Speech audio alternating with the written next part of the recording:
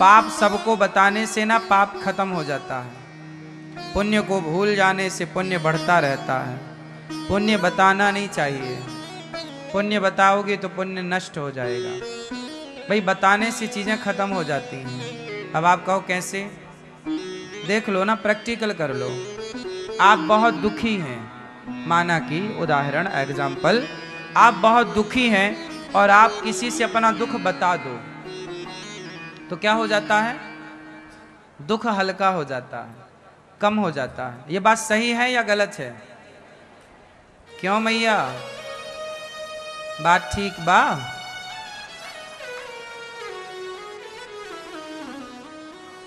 ठीक है ना? हम दुख बताते हैं तो हमारा दुख कम हो जाता है। अच्छा, दुख बताने से दुख कम होता है, सुख बताने से सुख कम होता है, और पाप बताने से पाप कम होता है, पुण्य बताने से पुण्य कम होता है। देखो, मोदी जी ने बता दी थी कि हम 400 लाएंगे, कम हो गए कि नहीं सीटें? तो जो बता देंगे वो कम हो जाएगा। मोदी जी ने बोला ना 400 पार, कम हो गई ना सीटें। जो बता दिया जाता वो कम हो जाता। प्रैक्टिकल कर लो आप इस चीज का। कुछ चीजें बताई नहीं जाती, पर कुछ लोग खुशी खुशी में, भाव आवेश में सब बता देते हैं। क्या बताना चाहिए? हमसे पाप हो गए हैं। क्यों? पाप बताओगे तो पाप कम हो जाएगा, पाप बताओगे तो पाप कम हो जाएगा, पुण्य बताओगे तो पुण्य कम हो जाएगा, सुख बताओगे तो सुख कम हो जाएगा, दुख बताओगे तो दुख कम हो जाएगा। जो बताओगे वो कम होगा। अब ये देख लो बताना क्या है। सिद्धांत शास्त्रों के हैं, अमल जरूर करना चाहिए।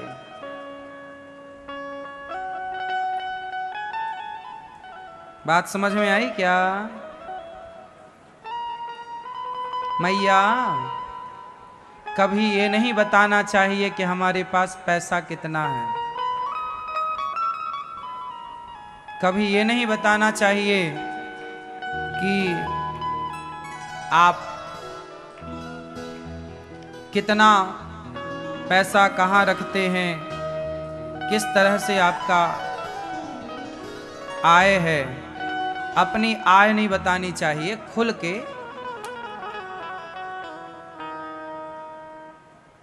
कुछ चीजें छिपा के रखनी चाहिए। इसलिए तो कहते हैं लक्ष्मी को पर्दे के अंदर रखना चाहिए। भोजन, भजन और धन, ये सब पर्दे के अंदर की चीजें हैं। लक्ष्मी, भोजन, भजन, लक्ष्मी। लक्ष्मी बेटी को भी कहते हैं, इसलिए बेटी को भी पर्दे के अंदर रखने की परंपरा रही है। अब तो पर्दे ही नहीं बचा, अब तो पर्दा ही नहीं रहा। तो जो चीजें थी उसे फॉलो करते तो बहुत अच्छा था, पर नहीं करते लोग। चलो, तो आप लोग भागवत जी का पाठ जो सुनते हैं, वह भागवत जी का पाठ जब आप भागवत सुनते हैं तो सुन करके आप भागवत जी का पोथी पाठ करा के भूल जाते हैं। और भूल जाना अच्छा है, क्योंकि आप भूल जाइए। पुण्य करिए और भूल जाइए, पाप करिए और सबको बताइए। लेकिन आप उल्टा करते हैं, पाप छिपा के रखते हैं और पुण्य का ढिंडोरा पीटते हैं। कुछ लोग तो पहले तीर्थ यात्रा करके जब घर जाते थे ना, तो बैंड बाजे बुलवाते थे।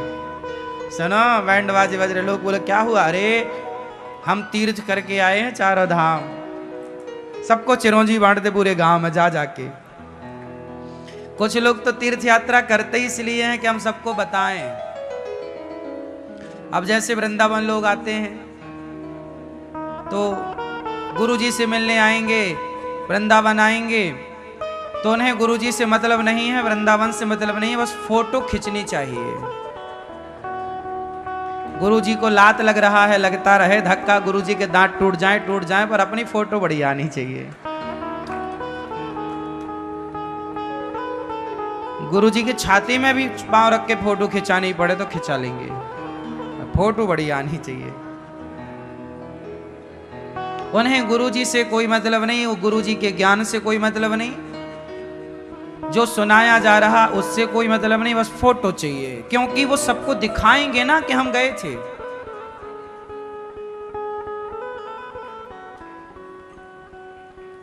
बस यही बचा है अब, दिखावा।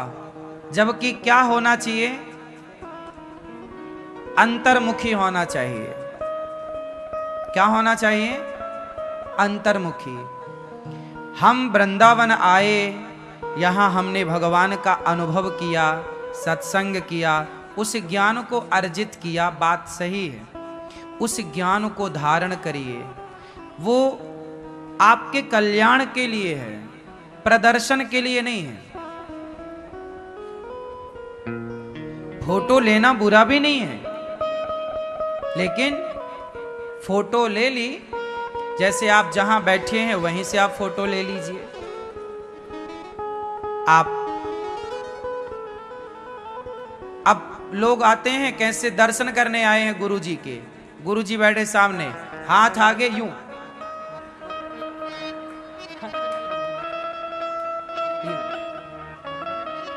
अब हाथ कहां है कोई पता नहीं, बस यूं फोटो खिंच गई, बस गुरुजी जहां चूल्हे में हम चले।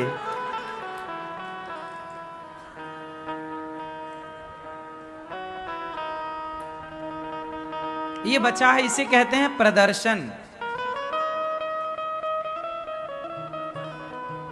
फोटो लेना बुरा नहीं है, एक आध फोटो ले लो। अब कुछ लोग क्या कहते हैं, गुरुजी एक सेल्फी, अच्छा ठीक है भैया ले ले, पर वो यदि खड़े हो जाओ उनके साथ एक सेल्फी के लिए तो एक, फिर दो, फिर मोबाइल टेढ़ा करके, और फिर बैठ के फिर एक रील, मतलब सारी हदें पार। कहेंगे एक, खींचेंगे चार, और चार खींचने के बाद भी वो कहेंगे नहीं खींची। आजकल तो फोटो खिंचवा खिंचवा के परेशान हैं।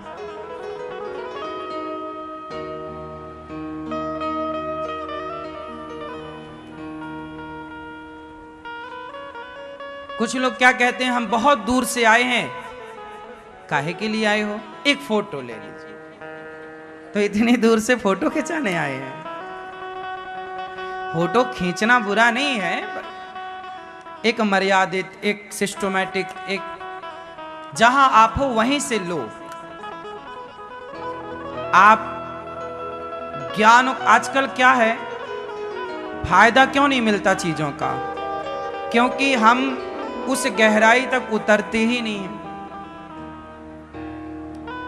भाई हमें भूख लगी है बहुत कड़ाके की, तो कड़ाके की भूख लगी है तो भैया 5 रोटी 6 रोटी तो चाहिए, 4 से ऊपर ही ना चाहिए, अच्छी भूख लगी हो तो। अब भूख तो बहुत लगी है पर मिल रही है रोटी एक, तो एक रोटी से कैसे काम बनेगा? उसी तरह आत्म कल्याण की भूख तो है, उसके लिए चाहिए ज्यादा सत्संग, ज्यादा कथा, ज्यादा चिंतन, पर शरीर को, मन को चिंतन मिल रहा है कम। समझो, जैसे शरीर की भूख रोटी है, शरीर की भूख कौन मिटाता है? पेट की भूख कौन मिटाता है? रोटी पेट की भूख मिटाती है। उसी तरह मन की भूख भी सत्संग मिटाता है। चिंतन, सत्संग करो, फिर मनन करो। क्या करो?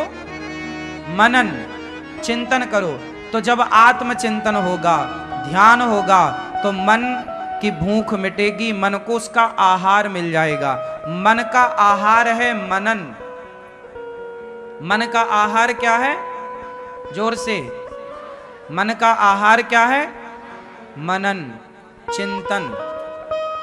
जैसे पुरानी भाषा है, ये लोग कहते हैं मनन करो, मीन्स चिंतन करो, आत्म मंथन, आत्मचिंतन।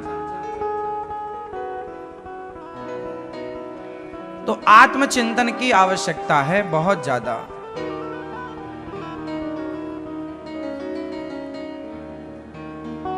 इसलिए भागवत जी का पाठ आप लोग बिठाए हैं। जितने भी यजमान परिवार सब बड़े भाग्यशाली हैं।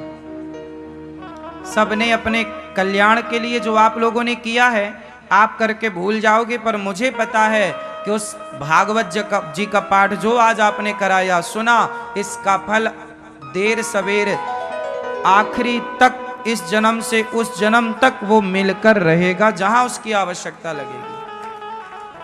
इसलिए आप लोग भी भागवत जी का पाठ जरूर कराओ और करा के भूल जाओ। पुण्य करो, चिंतन करो, नाम जप करो, धाम की यात्रा करो, भूल जाओ।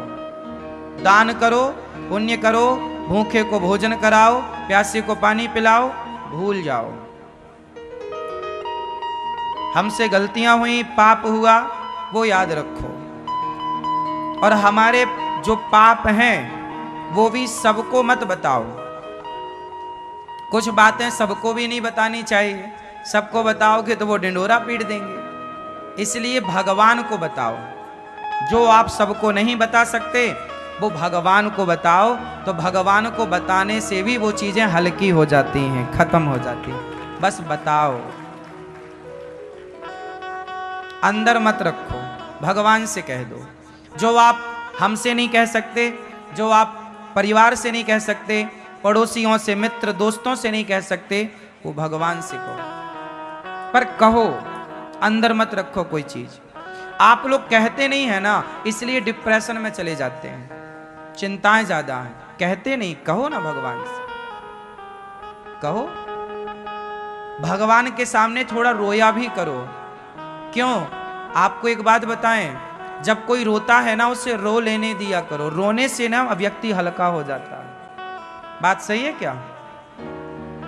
कोई बहुत दुखी है और आपको देख के रोने लग गया तो उससे थोड़ा रोने दिया करो, जल्दी चुप ना कराया करो, थोड़ा रो लो। रो लेने से क्या, सिसक के रो लेगा ना, वो हल्का हो जाएगा, फिर बात कर लो। अब कुछ लोग क्या, रोना मत, रोना मत। काहे नहीं रोना, काहे नहीं रोना? अरे रोने दो, थोड़ा रोने दो। रोने से अच्छा होता है। ज्यादा नहीं रोना है, पर रोया करो। अच्छा, स्त्रियां तो अच्छी हैं, रो लेती हैं, पर पुरुष लोग नहीं रोते। इसलिए पुरुषों को हार्ट अटैक ज्यादा होता है। हार्ट अटैक ज्यादा, क्योंकि रोते ही नहीं है। सारी अंदर की चीजें भरी भरी रह जाती हैं, सब ब्लॉक हो जाता है, फेल हो जाता है, हार्ट फेल, सब खत्म, हैंग हो गया, ब्लास्ट। जरूरत से ज्यादा ट्रांसफार्मर में लोड आ गया, ट्रांसफार्मर ब्लास्ट। ये भी ट्रांसफार्मर ब्लास्ट मींस खत्म। इसलिए पुरुषों को चाहिए कि तुम मंदिर जाओ, किसी को लेकर मत जाओ, अकेले जाओ, एकांत में जाकर बैठो, भगवान को देखो और अपनी सारी बातें भगवान से कहो। कोई दोस्त को सुनाओगे वो बाद में आपका मजाक उड़ा सकता है, किसी और से कहोगे वो आपका मिसयूज कर सकता है। भगवान से कहो, कह कह करके रो, इससे आपका बहुत हल्का हो जाएगा। और भगवान जब सुन लेंगे, छोटा सा बच्चा जब माँ के आगे रोता है ना, तो माँ उसे रोने कहाँ देती है। ऐसे ही जब भक्त भगवान के आगे रोएगा तो भला भगवान उसे कहाँ रोने देंगे, वो पुकार सुन लेंगे। इसलिए किसी से मत कहो, कुछ मत कहो, मंदिर जाओ, भगवान से कहो। वहां जाओ जहां कोई ना हो, किसी को लेकर मत जाओ। आपके पड़ोस वाले मंदिर ही चले जाओ, आपके सोसाइटी गली का जो मंदिर है वहीं जाओ, उसी मंदिर में जाओ, पर जाओ, शांति से बैठो,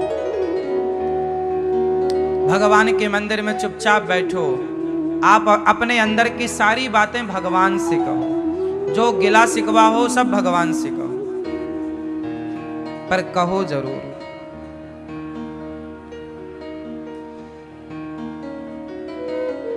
भगवान सबकी सुनते हैं, आपकी क्यों नहीं सुनेंगे? अंतर्यामी है, बस भगवान उनकी सुनते हैं जो अपना काम करते हैं ईमानदारी से, बेईमानी नहीं करते, गलत नहीं करते, ना गलत कहते हैं ना गलत सुनते, भगवान के आश्रित रहते हैं, वो लोग भगवान उनकी जरूर सुनते हैं।